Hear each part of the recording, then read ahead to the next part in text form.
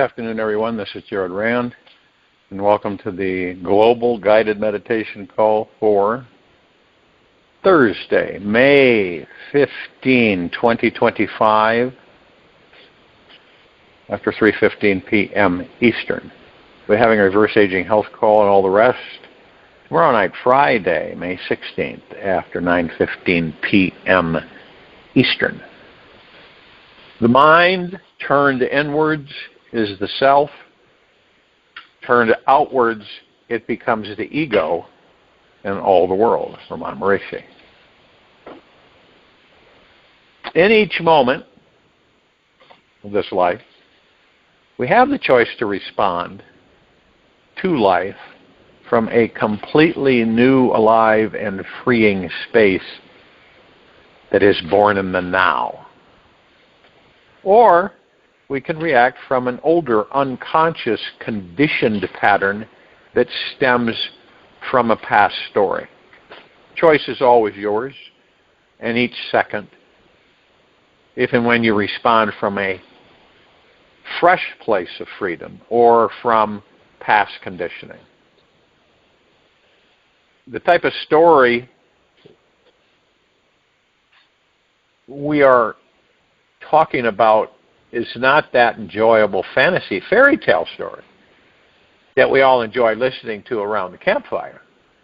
It's that one that we drag around like an old ball and chain attached to a heavily shielded yet wounded heart. The infamous victim story is one of most of us know all too well. It's the one that is fixated on how another wronged us. Have you ever caught yourself doing that? Or you're talking with someone and you go into the past and you talk about things that, as if they're now, and you're discussing, and I did this and I did that and I was involved with this and that and everything. And it's kind of a protective process wrapped up in the ego's illusions of being, trapped, helpless, and powerless. And the good news is that we always have the power to transcend our story if we can become conscious enough to see who or what is truly creating it. And all of our stories, and some people keep them, they have a lot of them. They hold on to them, and they share them. All of our stories were created by some life event, big or small, that actually happened. And the event naturally occurred. Then the mind took over and invented its special, specific, positive or negative meaning on top of the actual event. It's a fun thing to do, is to, the course of a week, you write down and notice all the stories you tend to repeat in your mind and to other people. This is a very powerful, life-changing exercise. Notice if they are positive or negative stories, and who would you be without any of these stories? Through the years, I've communicated with a lot of people that will say, I did this, and I did this, I did that. And then you ask, would you change anything? And a little silence goes by, and they say, not on your life, no way. It made me who I am. Isn't it interesting how when we are posed that question, right? And we've kind of shared some stories and stuff, and the other being is going, wow, that must have been tough, and how did you handle that? And because again, we're all curious, and then you say, wow, would you do that all again? Would you change anything? And it doesn't take them long to say, no, that's some of the stuff that made me who I am today. I wouldn't trade it for the world, even though. At the time, it seemed insurmountable. At the time, it seemed something like, I don't really care to have this ever again. So, there's a flip side to everything. It's like keeping a story from your past alive. It does take a lot of work. And it will eventually drain all your energy, and it will keep you living in the illusion and never awaken to the divinity within your being. The illusion, remember, the mind is illusion. The illusionary mind loves to create stories about stories about stories. Heck, you may be even creating a story about this, what we're talking about. The reality is that you are not this mind or your ego nor your body, and certainly not an accumulation of all of your stories. You're much more than can be expressed in words. You are an infinite soul beyond the ideas of freedom and love. You are and always will be so much vaster than any story your ego could invent. You will continue to exist long after this story has been forgotten by you and the world. Your being is naturally expansive and completely free. You have just been covering up your true infinite nature with stories. Tricky part in transcending any story is that our ego loves the drama of an emotionally juicy adventure. Our life's traumas and deep issues are so personal, wild, crazy, and feel so real that they often make us feel unique and that we are even someone superior or special. Truth is that all of us came in uniquely super special. And we all have the same core issues deep inside. And these core issues are about what? Right? Some people talk about them. Some people won't. Some are indifferent. These core issues are about being unloved, unwanted, abandoned, and unworthy.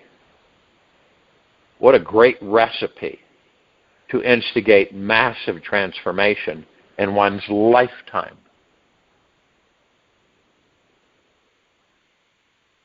Now, some of us might find ourselves sticking to these issues because the mind gets busy entertaining the victim's story instead of being truly curious about recognizing our divine infinite nature.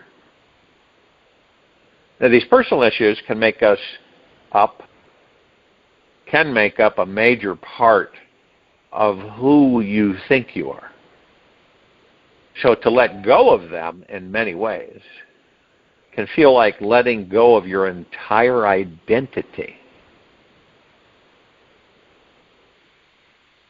Now, if and when you drop the story, you would have to do the scariest thing of all. You would need to totally reinvent yourself. Maybe this isn't such a bad thing. You could choose to only be loved, free, powerful, and without any limitations. Is this a challenge you would be willing to take on? Letting go of your story may feel like dying. Yet in the end, there is no death without some kind of rebirth.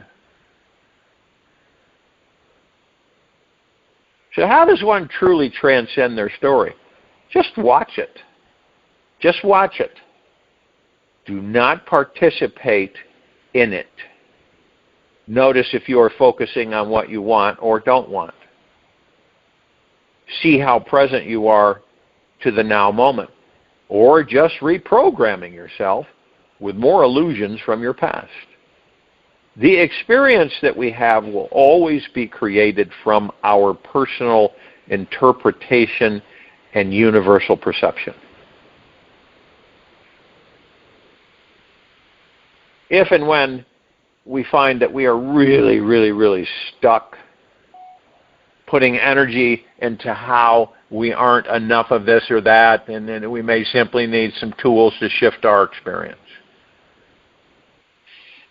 You see, it's like you're walking into a supermarket, and as far as the eye can see, there's stuff. And you want to look at all the stuff. You realize it's endless. There's so many avenues. There's so many items that we can incorporate and experience in our lives. It's never ending. Never ending.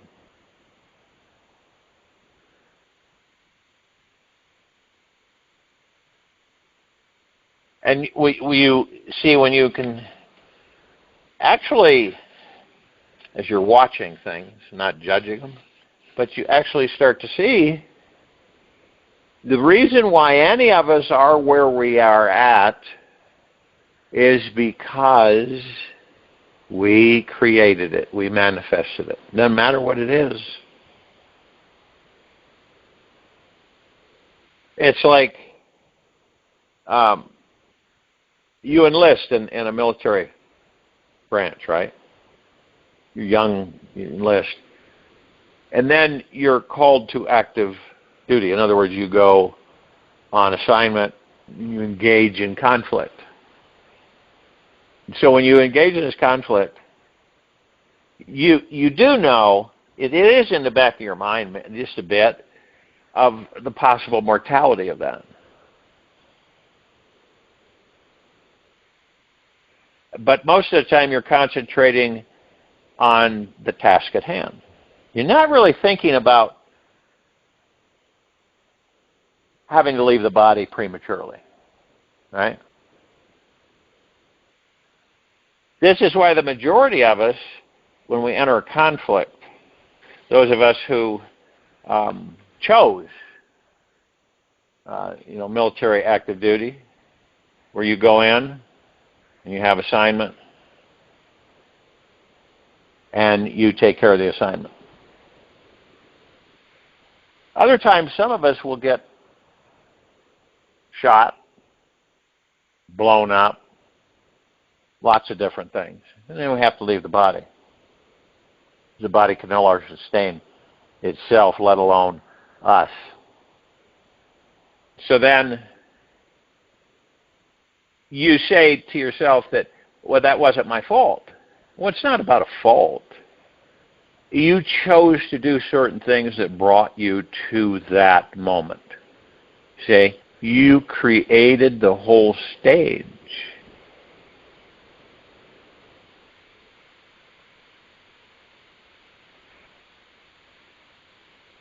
And we actually do. We create our lives, but we don't realize we're creating our lives because we don't believe that we have the power to create our lives. But we believe, and we've been told over and over again, what? That something else is doing that. We're not doing it. Something else is. And that's, of course, influence of the ego mind. So,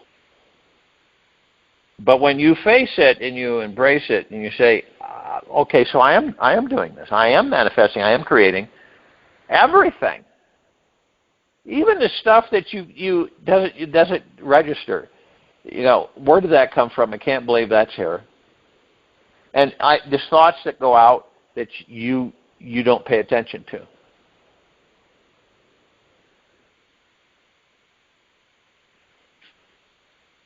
You want to manifest something, so you manifest. Let's say you're going to manifest a truck, right? But you're not in detail about it. You just want a truck. You want a truck. You want a new truck. And you want a new truck. And you don't ask for the color. You don't ask for any of the other stuff. You just want a new truck. And lo and behold, you manifest a new truck. And then you say to yourself, how come it's not red? I wanted a red truck. Right? How come it doesn't have this, this, and this? This is what I wanted. You don't really think about the fact is that you didn't ask for any of that stuff. Okay? You didn't ask for it.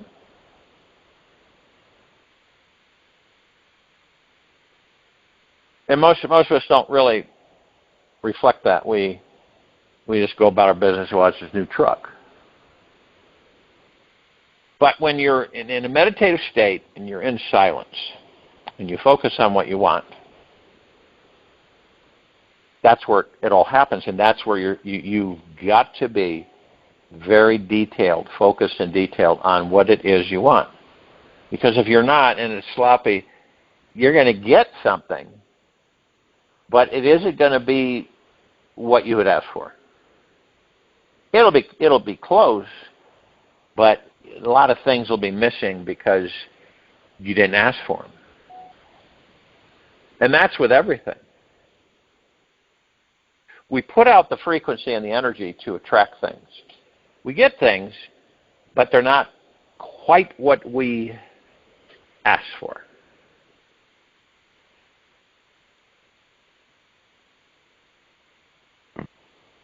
Now, as time progresses, many of us will be able to literally create things right in front of our faces. And if it's and then we learn to be detailed about it, which is a good thing.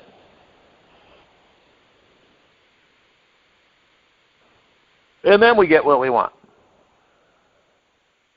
And after a while, we don't really want it anymore, and so it's gone. And then we get something else. This is just part of the life that we have in the material physical world. It's things that we seek, things that we want, things that we desire. It's part of this life. It's part of material physical life. If you didn't desire things, you might as well be a bump on the log. Desire motivates us. Wanting motivates us in this physical material life. These are all things that are catalysts that help us, that keep us in the flow. It's not a negative at all. So everybody's different. There's just some people like this over here, other people like this over here, and then there's other people that just like this.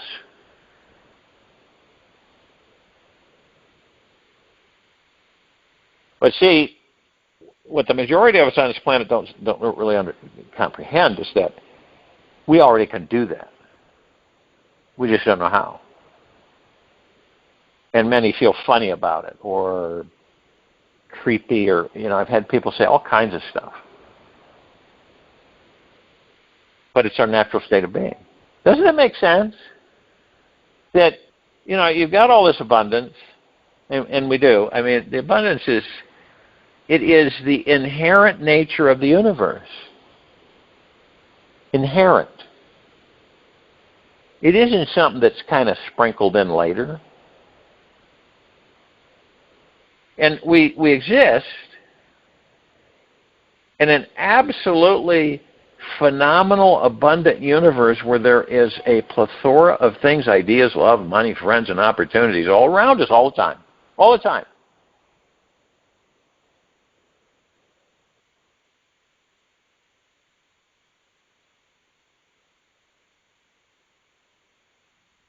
Most of us don't feel it all the time. But it's always available to us, right in the now moment. It's not something you search for, right? You don't go outside of yourself. It is a state of being that can only be found from the journey within. No other way are you going to find it. We've had so much good energy coming to us. Loads of good energy. All the time. Unfortunately, we focus on all the other stuff, which isn't that great.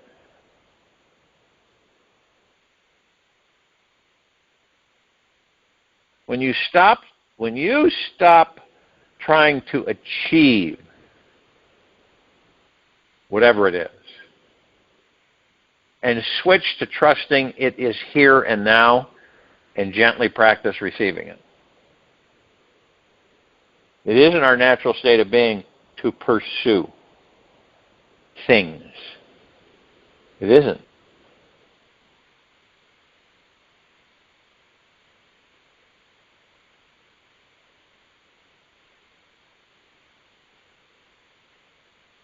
And our natural state of being as a civilization, humanity, mankind, is that we're highly abundant beings. But you'd never know that. It's like Mary Mann Morrissey in a quote that what we believe to be true moves through the lens of our mind as living energy and becomes the reality of our lives. If we believe ourselves to be limited, we get to be right about that. But it is not our ultimate truth. The ultimate truth is that none of us have limits. We don't. We are limitless energy. Pure, unadulterated consciousness. We can manifest anything we choose while in these bodies. That's an absolute clear fact.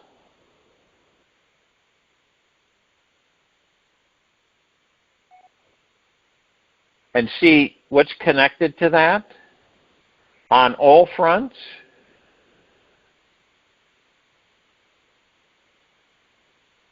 Is to be all your attention, you pay attention to what you are grateful and thankful for all the time. Genuinely. Not faking it, but genuinely. And the more gratitude you have, the more abundance you'll attract, period. And demanding energy only creates more poverty. When you demand, when you want, it creates more poverty. You might have experienced that. It's not a rarity. So we have more poverty consciousness and lack of things to be grateful for. That's what happens. We get so mired in poverty consciousness that we lose sight of the fact of all the things in that very moment that we can be grateful for. You stay in a constant state of gratefulness, gratitude, thankfulness, and the abundance flows your way. You see, we got all these blocks that we put up. They're illusions. We actually seal up around us so abundance can't get to us. Isn't that wild? You may have met some people like that. And these walls are shields protecting our heart from getting hurt, conned, deceived, or abandoned again.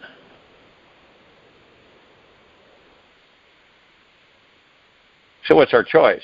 Well, remove any shielding around your heart. Imagine tossing it into a great bonfire. Let everything melt away.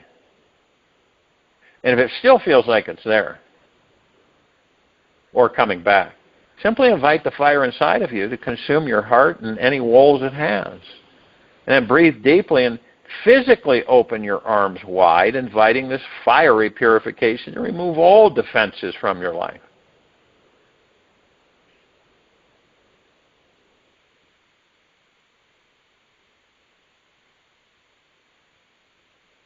When you believe something, all right? You believe it. That's period. You believe something, whatever it may be. That's exactly what you're going to create. There's no ifs, ands, buts about it.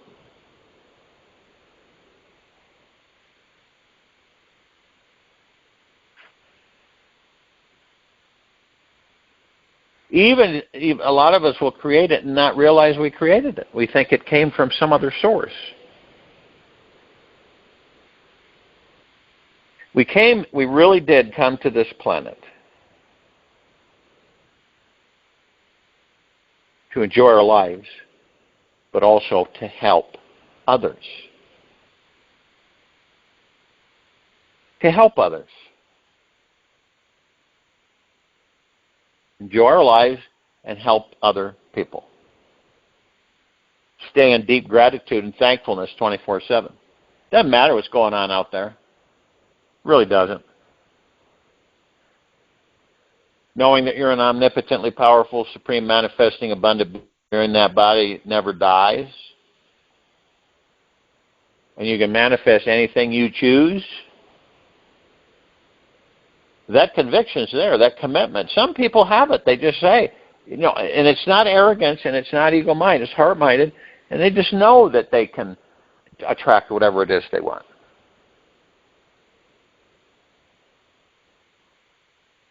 You can be in a situation where you don't even have a penny in your pocket, right? You don't have a place to live. You don't have transportation. You just have you. Now, the choice that you make from that, at that one moment, that choice that you make, is going to shift everything. It's either going to shift you deeper in the muck or completely out of it. Now, you imagine standing there, and you say to yourself, I'm deeply grateful for this very moment I'm in. And you mean it. It's not fake. It comes from your heart. And I'm grateful for this and this and this and this, and I'm thankful for this. Even though you're standing there and you got nothing, at least material, physical, right? And you don't have any food, nothing. It's stripped completely. But your direction is that you're deeply grateful for the very moment you're in. That's how people shift out of that murkiness, and flourish. You've heard people say, well, I've lost everything and I made it back several times.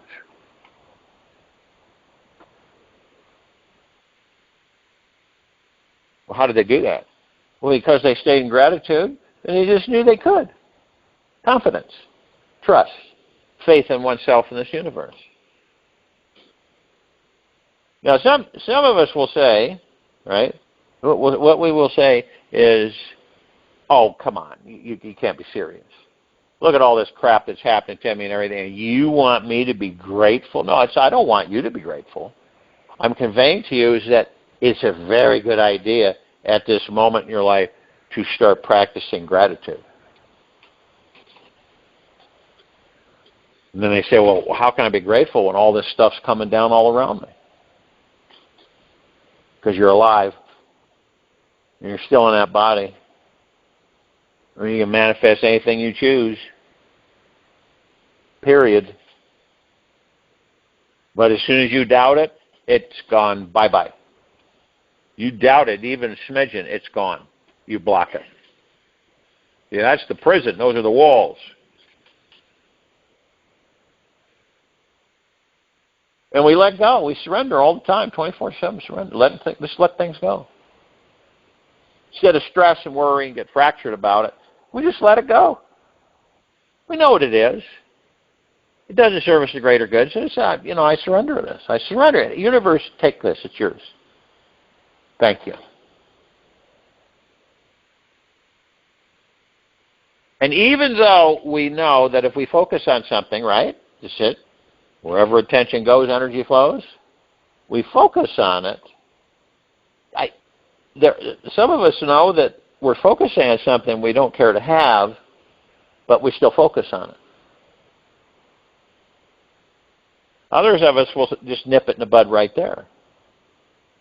I don't care to focus on things I'm not interested in having, period. I'm going to focus on what I want. Right now I'm going to shift my energy into that direction rather than down here. See, what's interesting is that all things can be done for everyone. Imagine everything being done for you. You never have to lift a finger to do anything. You never really experience much. You do experience, but not on the scale that we experience in this very moment. So, when you begin to realize is that you're the focal point, you're the creator, you're the master manifester, you're the producer, the director, you're the orchestrator, you're the conductor, you're everything. You're the choreographer, you're the artist. You do all the work for your life. You determine the life that you wish to have.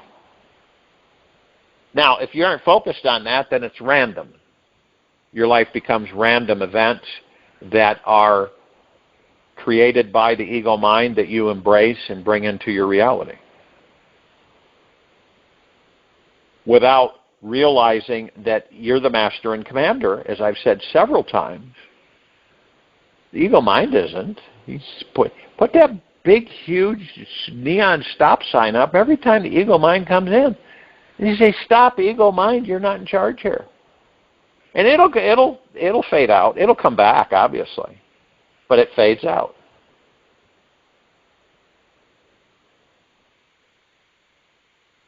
And it's interesting because people say, "Then why are these lives that we have so pulling? Why can't we just, have a life that is just very gracious and easy and floating?" We get bored to tears this way. We really would. At first, it'd be phenomenal. But after a while, we would get bored to tears. We really would. How many of us actually believe deeply that stillness is the greatest achievement one can have in this life? Papaji said that. That's very true.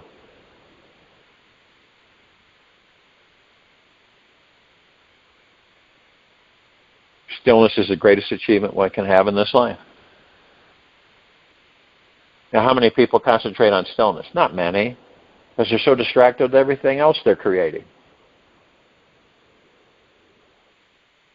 When you feel chaotic, some of us will at times, we all have at one time or another.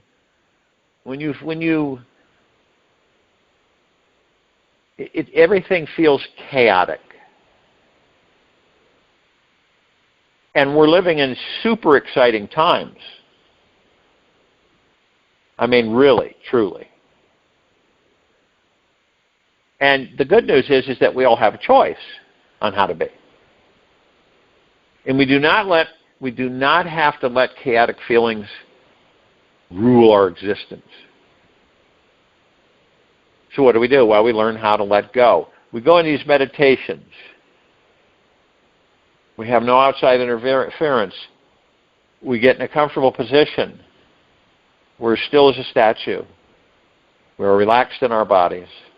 And we're focused on our natural breath rising and falling. That is stillness.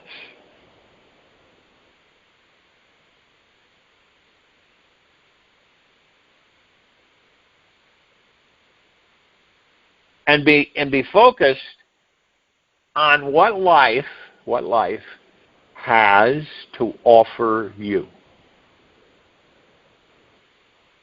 You can choose to refocus your energies on what is healing and create a more relaxed and enjoyable way of living that deeply nourishes your body, mind, and soul. It's a good thing to know that we humans can only reap the richest and most fulfilling rewards life has to offer when we are living from a relaxed, centered, and peaceful place. Have you ever said to yourself, "I shouldn't be experiencing this"? And when you say to someone, "Well, you float through life," you float. You decide to take a different angle direction. Everybody else is swimming to beat the band, grimacing and trying to get somewhere. And you're content with just floating by. You have enough confidence, faith, and trust in yourself, 100% across the board in the universe, that you just know that it comes together every time. The only time it doesn't come together is when that ego mind comes in and you start critiquing and analyzing and judging, and it omits our natural abundant nature. Everybody on this planet should be massively abundant. There's no ifs, ands, buts about it. You have there's a couple of things that we're challenged with. Memory is one. Not knowing who and what we are when we come into these bodies. And being an open vessel, so we're just basically we got all this data being dumped into us and we don't have recall. We don't have memory. So it's like the first time, and so all this information is being dumped on us, and it's all other people's thoughts. It's not ours. So you can really, in a figurative fashion, say that all of us are programmed with other people's thoughts on this planet. And we don't even know what thoughts are ours. Isn't that wild? So some of us will discover some things before we have to leave the body.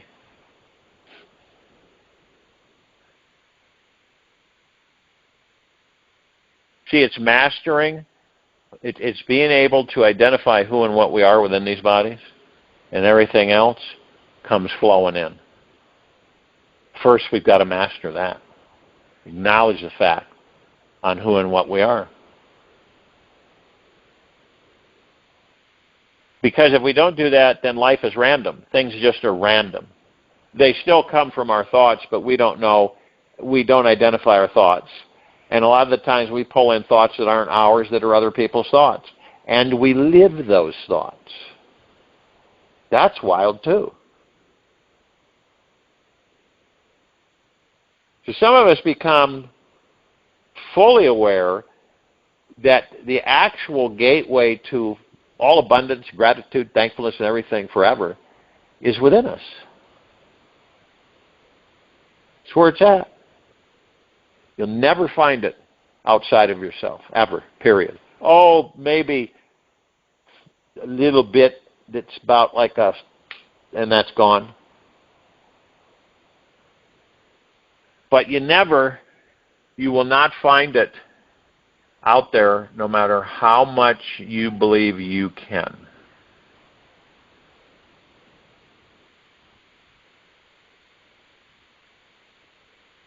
And once we all realize that the God source is always here and now, it never isn't. That we can call upon the God source, of which we are all of, and ask anything we need to ask. And have any answer, because all the answers are there.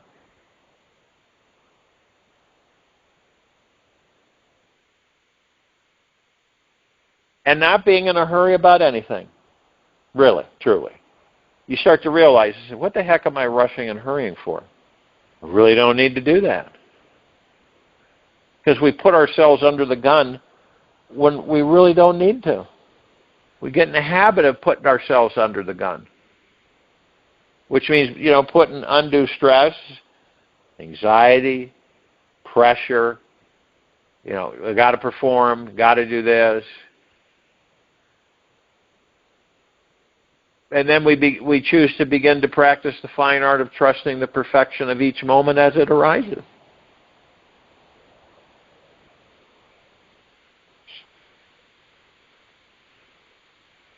One might say, well, then there's no struggle. So how do we learn? How do we experience? How many times does it take, and how many lifetimes do you need to experience struggle? Really, truly. Does it make any sense to us? No, it doesn't. You have one lifetime, you learn what struggle is. You think you're going to forget about struggle? You're not.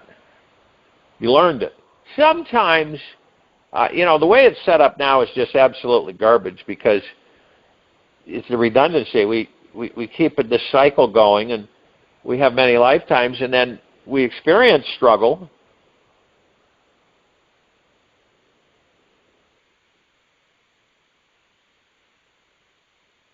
And we know struggle.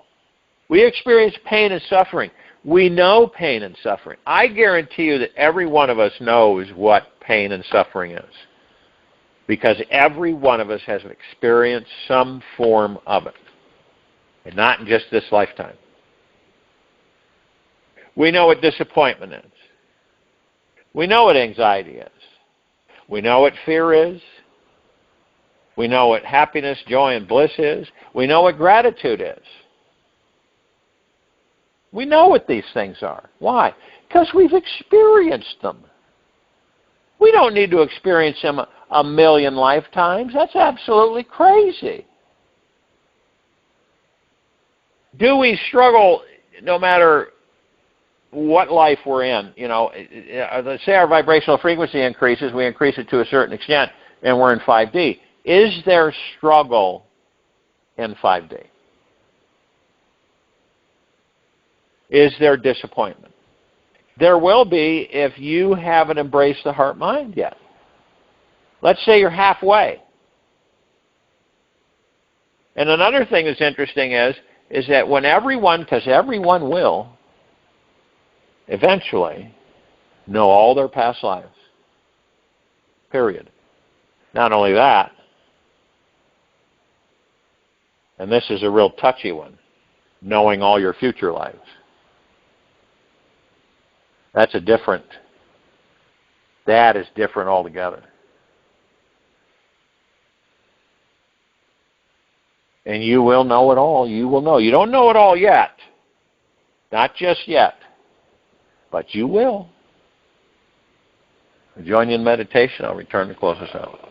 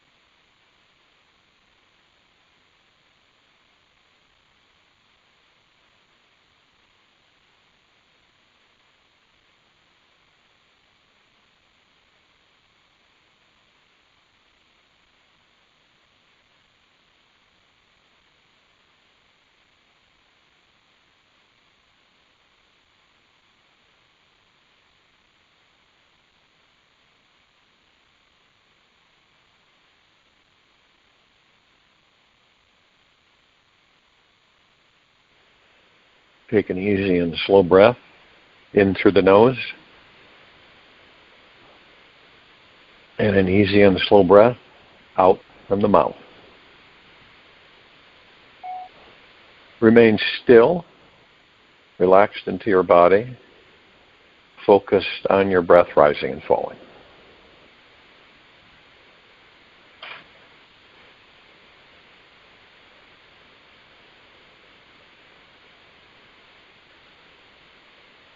Take about 45 minutes today to rest deeply inside yourself to the very core of your own presence. Remain here as long as possible and let it rejuvenate every cell in your body-mind.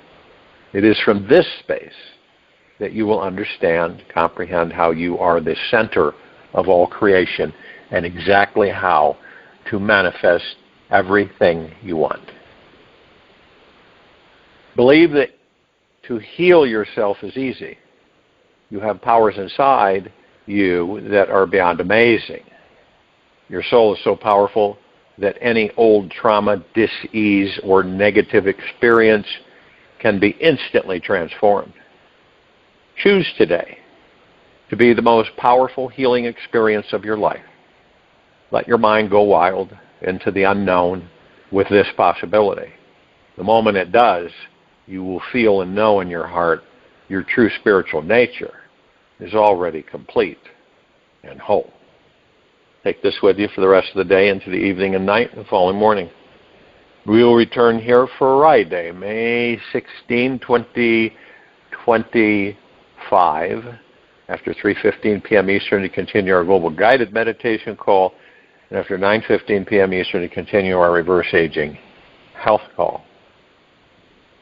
Be gentle, kind, generous, and humble with yourself at all times. Be in the highest of the highest high, deepest of the deepest deepest, purest of the purest purest, eternal gratitude at all times. No matter what's happening outside of you or inside of you. Open your heart and allow the magic to flow in.